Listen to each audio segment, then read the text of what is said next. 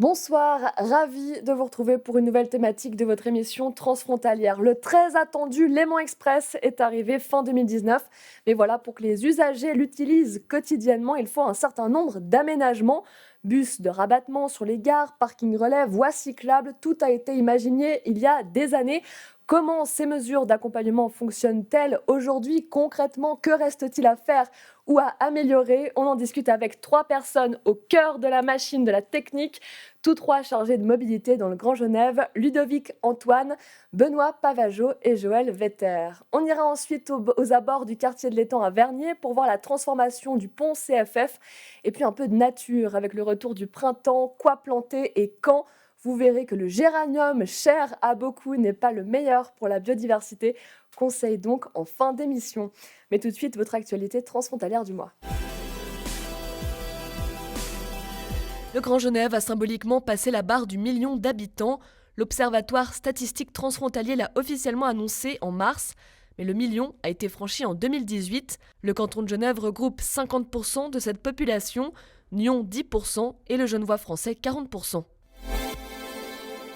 Le directeur de l'Emanis, Mario Véron, a démissionné. Celui qui avait mené le Léman Express depuis sa création est parti pour une nouvelle aventure auprès des CFF. Début avril, le nouveau directeur n'était pas encore connu. Le projet d'autoroute Thonon-Machilly a été mis en concession. Des études de sol vont être effectuées dès ce printemps. Dans le même temps, les oppositions au projet perdurent.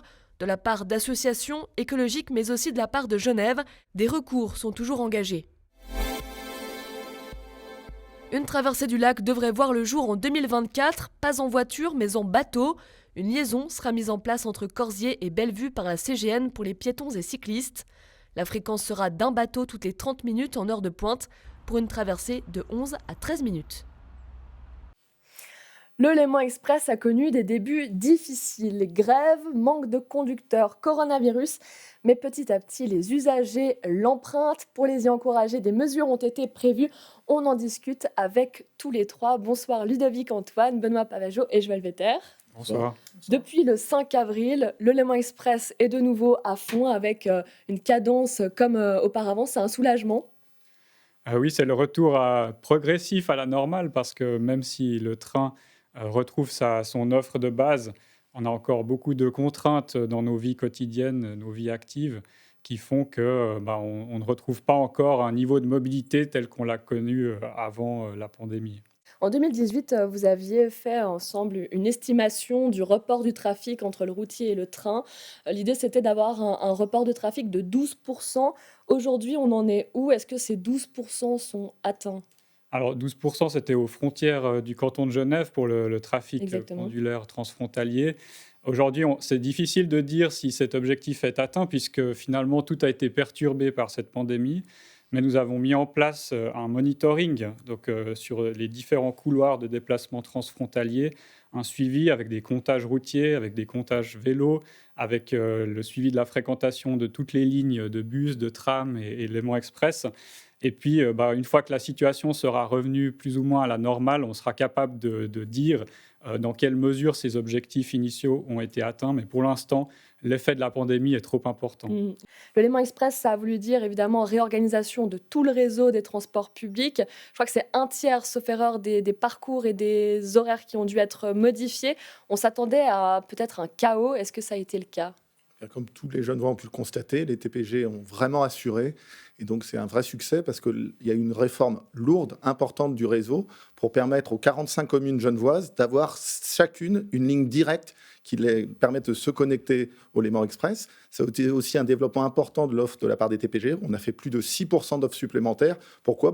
Simplement, on a accordé notre réseau de bus avec la fréquence des trains. Une ligne de bus qui arrivait toutes les 20 minutes, maintenant elle arrive toutes les 10 minutes pour être en parfaite correspondance avec les trains du Léman Express. À Genève, 80% des Genevois sont à proximité d'une gare Léman Express. C'était les chiffres. Donc et les emplois. Voilà. Les Genevois et les emplois, exactement. Ludovic Antoine, c'est pas tout à fait la même chose dans le Genevois français. On est un peu plus loin des gares Léman Express. Est-ce que ces rabattements de bus qui étaient prévus, finalement, y vont? Est-ce que ça a été bien mis en place et partout? C'est progressif.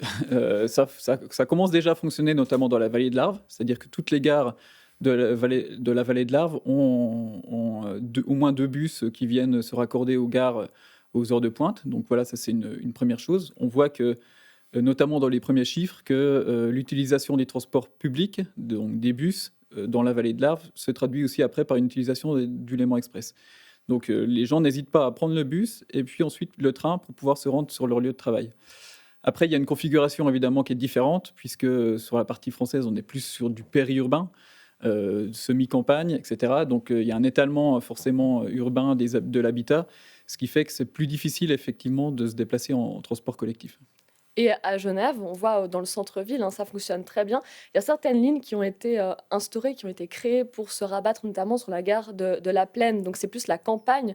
Est-ce qu'en campagne, ça fonctionne ces rabattements ou est-ce qu'on a toujours le réflexe voiture ? Alors, en effet, à l'occasion de la mise en service du Léman Express, les TPG ont créé 4 nouvelles lignes, les lignes 37 et 39 pour la rive gauche, en rabattement sur Chênebourg, et comme vous le disiez, la ligne 76 et 77 qui permettent depuis la campagne d'aller à la gare de la Plaine.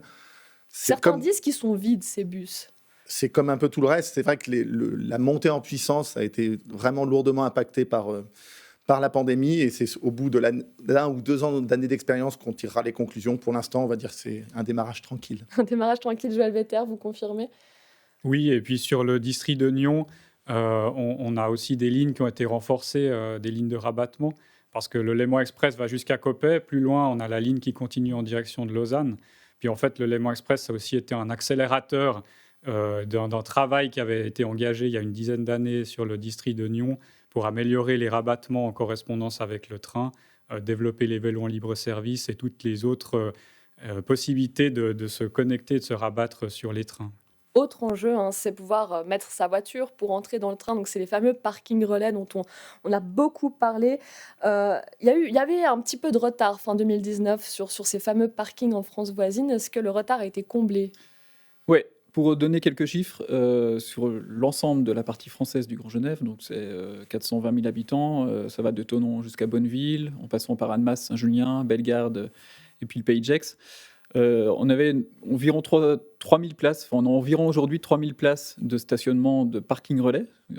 Ça représente à peu près une vingtaine de parking relais. Et c'est vrai qu'il y a une accélération très forte depuis un peu plus d'1 an, puisque depuis mi-2019, donc depuis 18 mois, on va dire, il y a plus de 1200 nouvelles places de parking relais qui ont été créées. Et justement, un exemple, c'est celui de Régnier, où la gare a été entièrement transformée. Voici l'espace gare de Régnier fin 2019 et le voici maintenant. De grands travaux ont été menés. L'idée, c'était d'accueillir au mieux le Léman Express, mais surtout de donner l'envie aux usagers d'emprunter le train. Et donc d'apporter les aménagements, que ce soit du stationnement, que ce soit aussi pour la mobilité douce, pour pas forcément que les personnes viennent en voiture jusqu'à la gare. Donc garage à vélo, également pour les vélos électriques. Et tout prochainement, des liaisons mobilité douce qui vont arriver jusqu'à la gare. La commune, située au-dessus d'Annemasse, compte 8000 habitants et de nombreux frontaliers. On a un peu plus de 40% des actifs qui sont frontaliers sur Régnier, donc ce qui est quand même beaucoup. Et du coup, forcément, des déplacements qui vont de Régnier en direction de Genève quotidiennement. Principal aménagement, un parking d'environ 150 places, aujourd'hui bien utilisé, mais avec des difficultés au départ. Il y a eu la grève, donc déjà pas de train les premiers temps. Ensuite, l'arrivée de la crise sanitaire au mois de mars.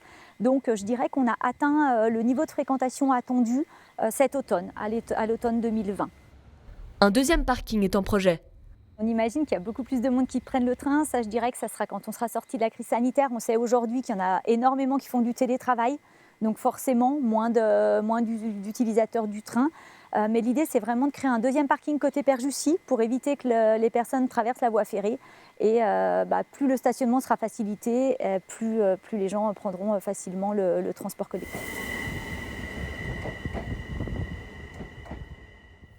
Alors on vient de voir, les parkings, ils sont là, mais quel est leur taux d'occupation aujourd'hui ? On voit fin de l'automne, c'était le cas à Régnier pour le remplissage. Dans le reste de l'agglomération ? Globalement, on est à peu près entre 50 et 75% de taux d'occupation de ces parkings relais. Il y en a même qui fonctionnent très bien, qui sont très occupés. Je pense notamment à Machy, qui est dans un secteur assez stratégique, puisqu'on n'est pas très loin du cœur urbain, à 10-15 km d'Annemasse. Donc, Machy, Régnier, ce sont les 2 parkings qui sont les plus fréquentés.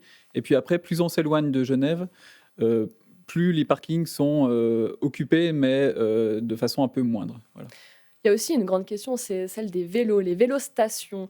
C'est vrai qu'il y a eu des taux d'occupation qui sont assez différents entre le cœur de ville, par exemple Genève-Plage ou d'autres secteurs comme ça. Les vélostations sont très bien occupées et puis beaucoup moins hors de la ville. Est-ce que ça veut dire que les gens n'ont pas envie de venir à vélo? Qu'est-ce que ça veut dire tout ça? Alors, la stratégie cantonale, c'est de poursuivre ce développement des P+R vélos, justement pour inciter les Genevois à se rendre au Léman Express ou sur le réseau TPG en vélo ou via les lignes TPG, mais de ne pas prendre leur voiture. Donc, par exemple, dans le cadre du Léman Express, chaque nouvelle interface du Léman Express a vu la création d'un nouveau P+R vélo. Donc là aussi, avec la montée en puissance du Léman Express, mais il y a eu la montée en puissance de la fréquentation. Sachez que sur 2020, on a eu plus de 20 000 entrées de vélos dans les différents P+R du canton. Vous êtes au cœur du développement urbain, au-delà de l'aspect politique, vous avez vraiment le nez dans la technique. Qu'est-ce qu'il manque actuellement pour convaincre les gens de se mettre au train, de se mettre à la mobilité un peu plus douce? Genève est toujours la ville la plus bouchonnée de Suisse, malgré le confinement. Alors, comment on fait? Quelles améliorations encore? Alors, je ne sais pas si c'est la ville la plus bouchonnée de Suisse, mais de toute façon, l'évolution de la mobilité, c'est des choses qui s'inscrivent dans un certain temps. Ce n'est pas quelque chose qui se déclenche du jour au lendemain. Le Léman Express, c'était une grosse étape, mais c'est le début d'une histoire. Ça veut dire que ces prochaines années, on doit continuer de mettre en place et d'accompagner en fait, la montée en puissance de cette offre, et puis se projeter aussi à plus long terme avec le développement urbain, comme vous le dites, c'est-à-dire aussi regrouper les habitants et les emplois autour des lieux qui sont bien desservis par les transports publics, offrir des espaces publics de qualité, des axes de mobilité douce sécures, continus, confortables, pour inciter au report modal.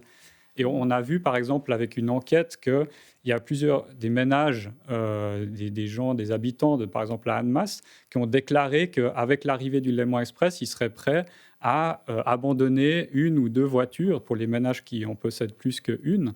Et ça va dans le sens d'une démotorisation, d'une mobilité plus douce, plus durable, en lien avec la transition écologique et puis l'objectif de neutralité carbone. Et puis ce qui arrive aussi, c'est des nouvelles lignes. Donc là, on a eu en 2019 la ligne Genève-Annemasse qui va se poursuivre encore. Et puis d'autres lignes de tram vont arriver. Ça aussi, il va falloir l'intégrer dans le réseau. Vous comptez vraiment là-dessus ? Alors pour compléter les propos de Joël, oui, la réponse, c'est de poursuivre le développement des transports publics, parce que c'est via la qualité de l'offre de transport public qu'on incitera nos concitoyens à transformer leur mode de déplacement. Et vous avez raison, il y a plusieurs projets de développement qui sont déjà, on en a eu une première extension qui a été mise en service à l'occasion du Léman Express, c'était la ligne transfrontalière 17 qui rejoint Annemasse à Genève. Il y a quelques semaines, nous avons débuté au niveau de la commune de Lancy le prolongement de la ligne. Donc dans un premier temps, donc, c'est la ligne depuis les Palettes qui va aller jusqu'à la Ziplo, et dans une deuxième phase, la plus rapidement possible, elle va aller jusqu'à Saint-Julien. Il y a un troisième axe où nous sommes en train de faire les études détaillées, c'est le tramway dit le tram des Nations.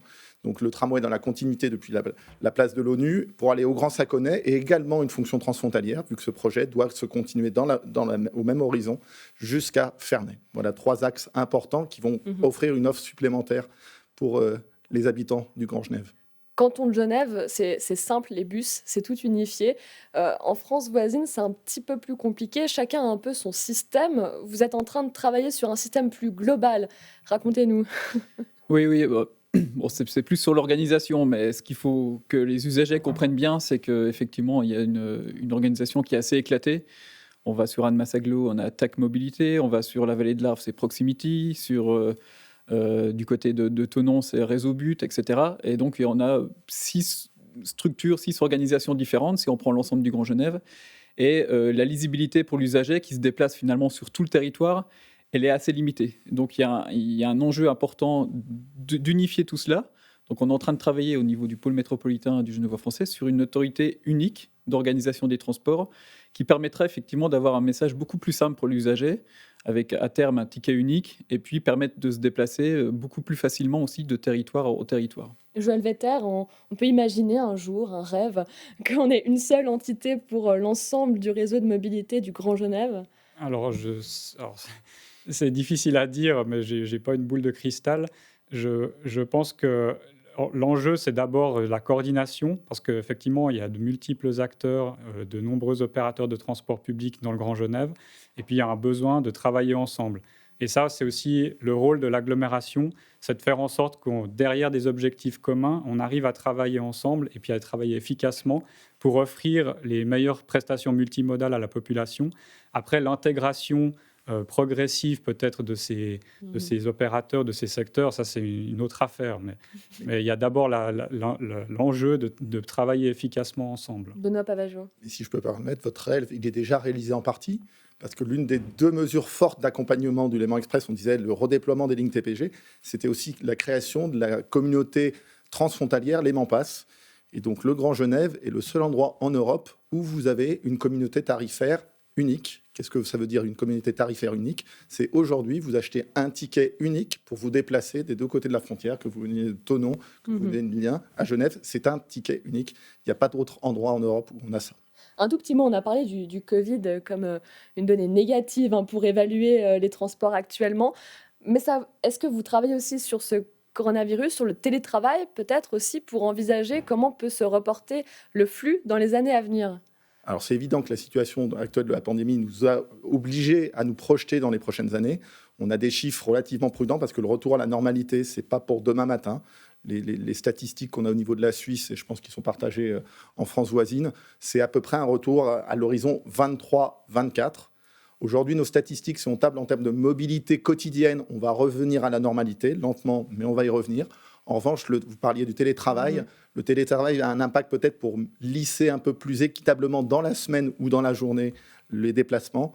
Mais on est plutôt plus inquiet sur les déplacements un peu plus de moyenne distance, où vous avez une séance à Berne, vous dites une fois j'irai à Berne, la fois d'après, je la ferai en visio. Et là, par contre, c'est vrai qu'avec nos partenaires des CFF, il y a une vraie inquiétude sur un impact durable de la visio sur les déplacements.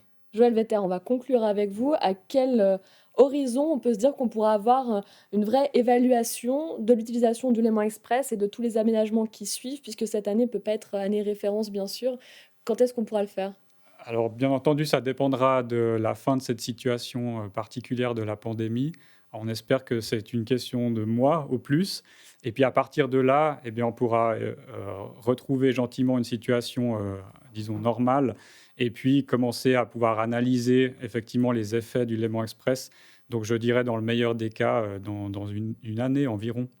Rendez-vous dans une année alors. Merci beaucoup à tous les trois. Merci. Et on s'intéresse tout de suite à un chantier réalisé dans le cadre des projets d'agglomération. Le pont Philibert de Sauvage à Vernier a été entièrement refait. Il permettra un meilleur accès au futur quartier de l'Étang qui accueillera 2500 habitants.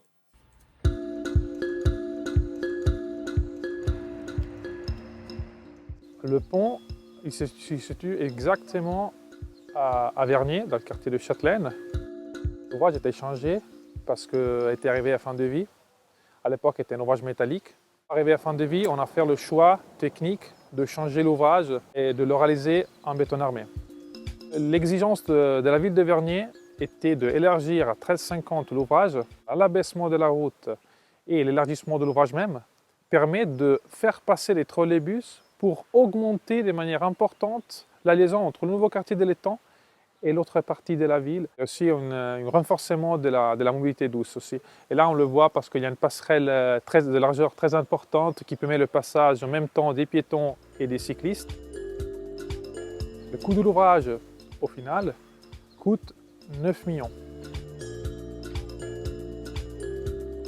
C'est un mi-chemin entre l'aéroport de Genève et Gare Cornavin. Maintenant, l'ouvrage est aussi compatible aussi pour l'élargissement à 4 voies dans une possible future. Donc l'ouvrage est déjà prêt pour une possible amélioration et renforcement encore de la ligne.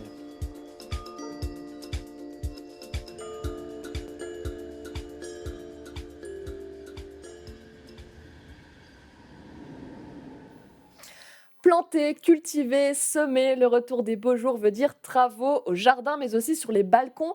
Avec le confinement, vous êtes nombreux à vous rapprocher de la terre. Oui, mais comment ? En plantant quoi exactement ? L'association La Libellule à Genève sensibilise à la nature et à la biodiversité. Son fondateur nous livre quelques conseils.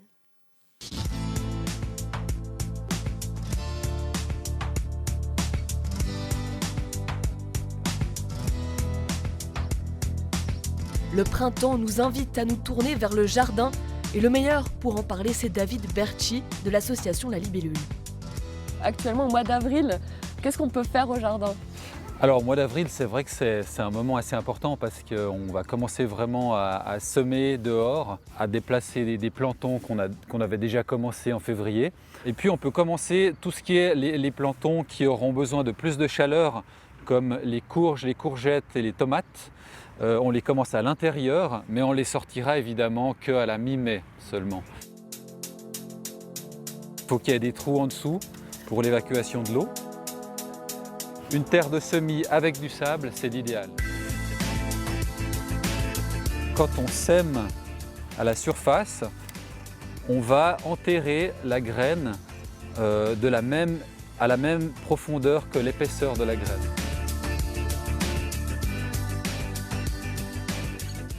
Ici, le potager est bio. Il est géré en permaculture. Alors, le principe de la permaculture, c'est vraiment le recyclage de la matière.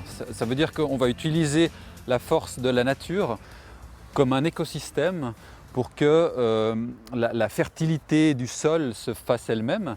Donc, par exemple, ici, on a ce qu'on appelle une butte. Alors, on voit de la terre en surface, mais en dessous, on a des couches de matière brune, ça veut dire des feuilles mortes, du bois mort, et la matière verte, par exemple des déchets de cuisine ou des déchets de tonte. Et ça va se mélanger grâce à la faune du sol pour recréer une terre comme ça qui est très structurée et qui ressemble à du couscous. Ça, c'est la terre idéale pour faire pousser des choses. Et puis là, on n'a pas besoin d'ajouter de l'engrais.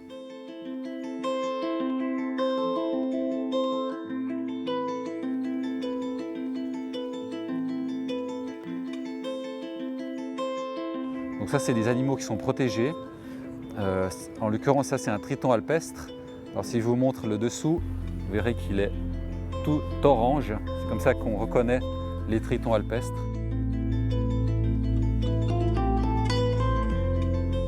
On parle beaucoup de biodiversité aussi dans les villes en ce moment. Qu'est-ce qu'on peut faire à notre niveau quand on est citoyen, aussi bien dans son jardin que sur son balcon pour la favoriser? Alors il y a beaucoup de choses à faire, simplement offrir justement de l'espace déjà aux plantes. Alors l'idéal, c'est d'offrir de l'espace aux plantes locales, indigènes.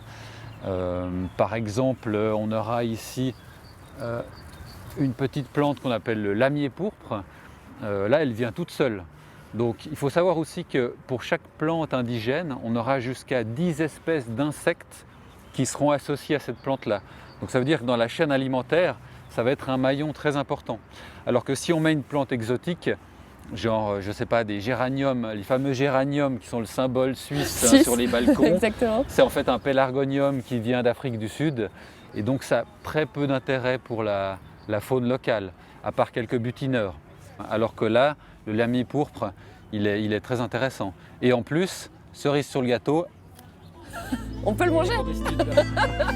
Alors s'il y a un insecte en plus, ça fait en plus des vitamines.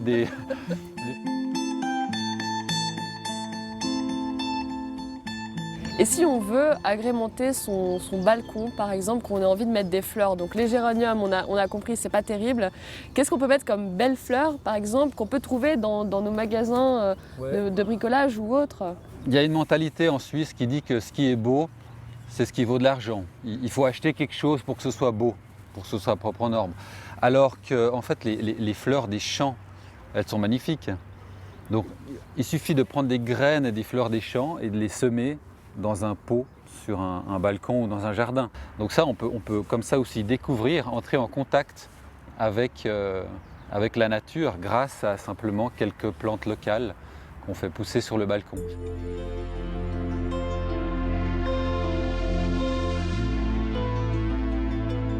La Libellule a été créée en 2003 par David et 2 amis.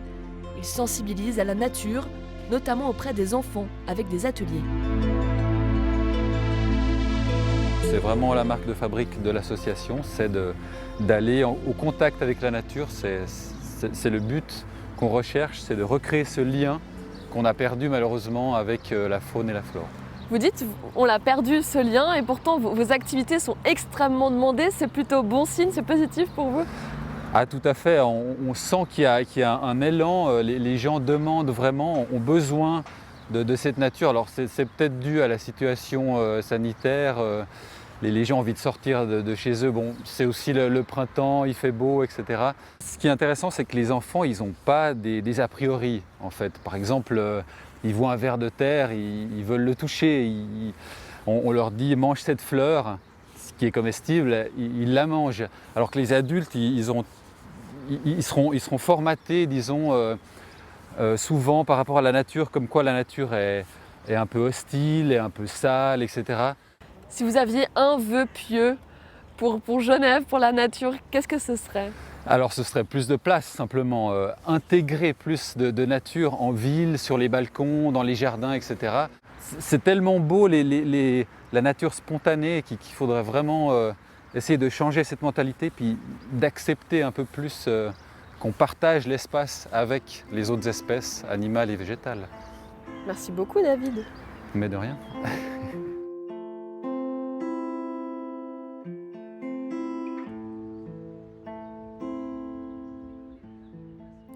Voilà pour ce petit moment de nature. C'est la fin de cette émission. Je vous souhaite une très belle soirée. À bientôt.